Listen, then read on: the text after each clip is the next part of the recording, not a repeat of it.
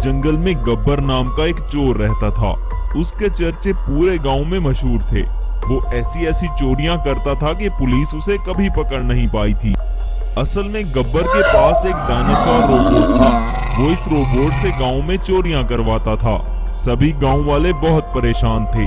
तब एक आदमी कहता है, अरे इस चोर का हम क्या करें?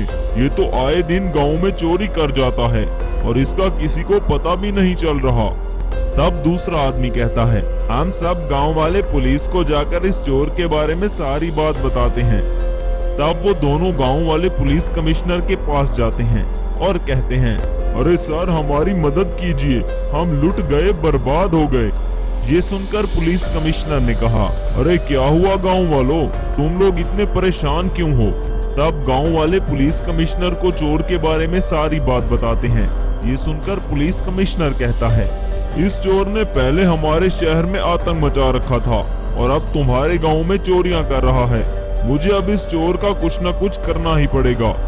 तुम लोग फिक्र मत करो, मैं बहुत जल्द इस चोर को पकड़कर जेल की सुलाखों के अंदर डाल दूंगा। ये सब सुनकर गांव वाले वहां से चले जाते हैं। तब पुलिस कमिश्नर अपने सबसे होनहार सीक्रेट एजेंट को कॉल करता है और कहता है, आकाश मेरे पास तुम्हारे लिए एक खास मिशन है, तुम फौरन मेरे पास चले आओ। ये सुनकर आकाश कहता है, सर अभी तक मेरा वो मिशन अनकम्प्लीट है जिस पर आपने मुझे भेजा था, आप वहाँ किसी और को भेज दीजिए। ये सुनकर कमिश्नर ने कहा, आकाश ये मिशन ज्यादा जरूरी है, तुम फौरन मेरे पास चले आओ। तब आकाश पुलिस कमिश्नर के पास आता है। पुलिस कमिश्नर आकाश को उस चोर के बारे में सारी बात बताते हैं और कहते हैं, तुम्हें हर हाल में इस चोर के बारे में पता लगाना होगा और उसे पकड़ना होगा।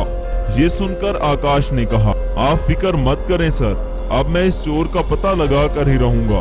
तब से आकाश उस गांव में आकर रहने लगता है। कोई नहीं जानता था कि आकाश एक खुफिया एजेंट है और इस चोर का पता लगाने के लिए इस गांव में आया है। रात को जब सभी गांव वाले सो जाते तब आकाश एक जगह छुपकर इस चोर का इंतजार करते रहता था। एक रात आकाश गांव में छुपकर पहरा दे रहा था। तब वहां एक जायंट डायनासोर रोबोट आता है। जायंट डायनासोर रोबोट को देखकर आकाश भी डर जाता है। तब उस डायनासोर रोबोट के अंदर से वो चोर निकलता है और एक घर में चोरी करने के लिए जाता है। चोरी करने के बाद वो दोबारा उस डायनासोर रोबोट के अंदर चला जाता है।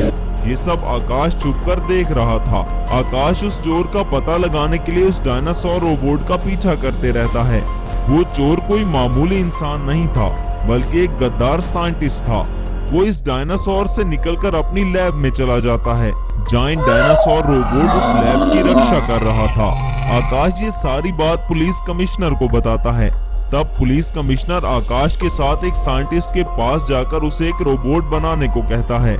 तब वो साइंटिस्ट कहता है, सर मेरे पास एक रोबोट है, मैं फौरन उसे आपकी मदद करने के लिए भेजता हूँ ताकि वो चोर गांव वालों को और नुकसान ना पहुंचा सके।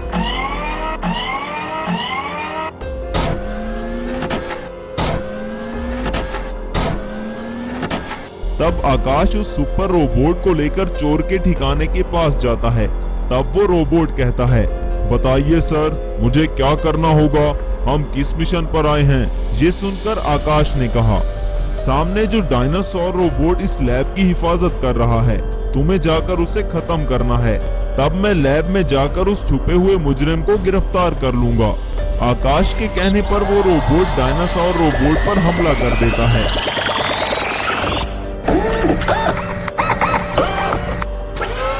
जायंट डायनासोर रोबोट बहुत ज्यादा शक्तिशाली था और वो साइंटिस्ट के सुपर रोबोट को खत्म कर देता है।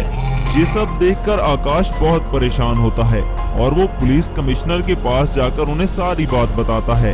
तब पुलिस कमिश्नर साइंटिस्ट के पास जाकर कहता है, ये आपने हमें कैसा रोबोट दिया है जो इस डायनासोर रोबोट के सामने टिक ही नहीं पाया? ये सुनकर साइंटिस्ट हैरान होकर कहता है, क्या उस डायनासोर रोबोट ने मेरे रोबोट को खत्म कर दिया? तब पुलिस कमिश्नर ने कहा, हाँ तुम्हारा रोबोट उस डायनासोर रोबोट का कुछ नहीं बिगाड़ पाया। ये सुनकर साइंटिस्ट कहता है, इसका मतलब वो डायनासोर रोबोट कोई साधारण रोबोट नहीं, मैंने अपने इस रोबोट को सबसे ज्यादा शक्तिशाली बनाया था लेकिन उसने मेरे सुपर रोबोट को भी खत्म कर दिया। इसका मतलब है वो रोबोट बहुत ज्यादा शक्तिशाली है। लेकिन अब क्या होगा? हम उस डायनासोर रोबोट को कैसे खत्म कर पाएंगे? ये सुनकर साइंटिस्ट कहता है, सर अब हमें उस चोर का ठिकाना तो पता चल चुका है, अब मुझे कुछ समय चाहिए और मुझे उस डायनासोर रोबोट को खत्म करने के लिए एक हेलीकॉप्टर की जरूरत है। ये सुनकर कमिश्नर ने कहा, अरे तुम एक हेलीकॉप्टर का क्या करोगे? ये सुनकर साइंटिस्ट ने कहा, सर मैं उस हेलीकॉप्टर को एक रोबोट में ट्रांसफॉर्म करूंगा, लेकिन इसके लिए मुझे कुछ समय चाहिए होगा। कमिश्नर साइंटिस्ट की लैब में एक हेलीकॉप्टर मंगवाते हैं और वो साइंटिस्ट उस हेलीकॉप्टर को एक रोबोट में ट्रांसफॉर्म करना शुरू कर देता है।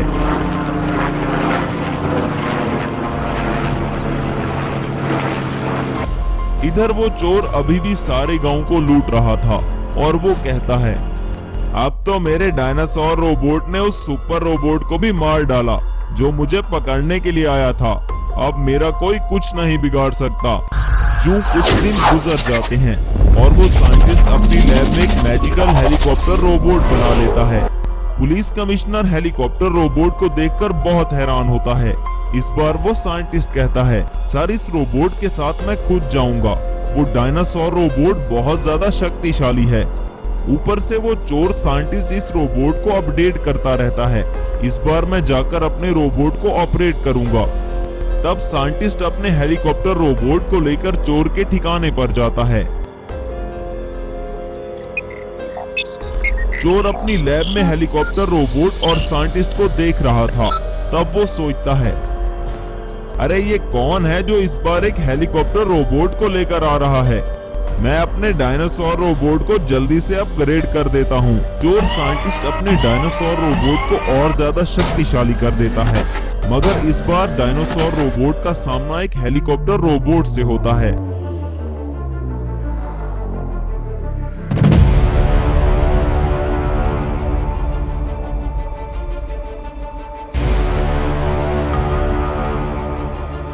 काफी देर की लड़ाई के बाद magical helicopter robot dinosaur robot के पुर्जे पुर्जे कर देता है। तब पुलिस उस चोर को पकड़ लेती है और सभी गांव वाले शांति से अपना जीवन बिताने लगते हैं। सुंदरपुर नामी गांव के बीचों बीच एक पुराना सा पेड़ था। इस पेड़ के नीचे कई सालों से एक सांप रहता था। उस गांव के सब लोग उस सांप को मनहूस समझते थे। गांव का कोई भी आदमी उस पेड़ के पास भी नहीं जाता था। एक बार गांव वाले किसी तरह उस सांप को पकड़कर जंगल में छोड़ आते हैं, लेकिन वो सांप वापस आकर दोबारा उसी पेड़ के पास रहने लगा। तब वहां खड़ा एक आदमी कहता है, अरे ये सांप हमारे गांव के लिए कितना मनहूस है, इसे तो मार देना चाहिए। कुछ दिन गुजर जाते हैं। उस गांव में एक राक्षस आ जाता है। वो राक्षस गांव में तबाही मचाने लगता है।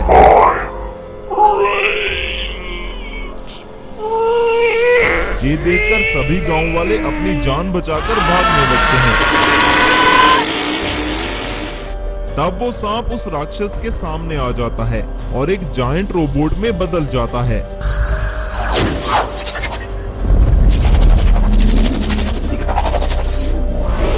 ये देखकर सब गांव वाले हैरान हो जाते हैं। तब एक आदमी कहता है, अरे ये एक सांप से रोबोट में कैसे बदल गया? सांप रोबोट में बदलकर उस राक्षस से कहता है, अगर तुम्हें अपनी जान प्यारी है तो यहाँ से चले जाओ।